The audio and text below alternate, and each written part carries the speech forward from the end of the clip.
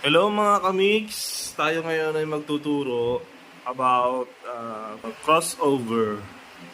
Ito po yung crossover natin. So magsasaksak lang muna tayo sa channel 1. Kukuha tayo ng output dito sa master left and right nitong mixer. So ito yung gagamitin natin. Okay? So ito yun. Punta lang po kayo sa likod nito. Yung itong galing sa mixer, i-insert nyo lang po sa input.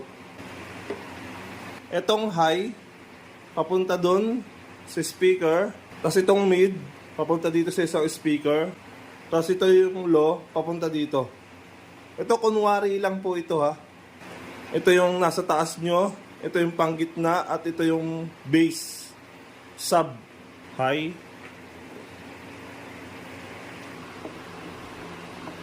Next po ay sa mid.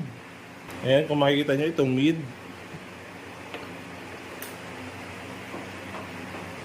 Sa bass. Okay.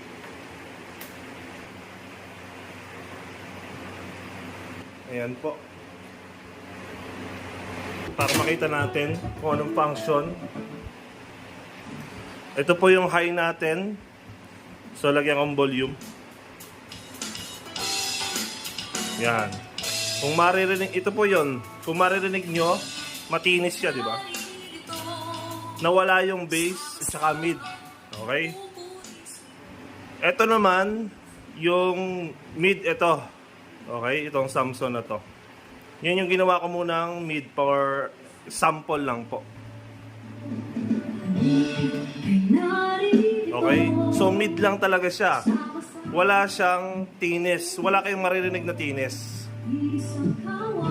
Okay? So, ito naman yung sub.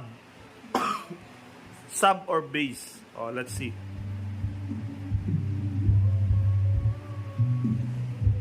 Okay, narinig nyo. Bass lang talaga lalabas sa kanya. Kasi na-filter na neto. Okay? So, ngayon, pagsamasamahin naman natin. Yan tatlong yan. Natunog. Okay? O, unahin mo natin to.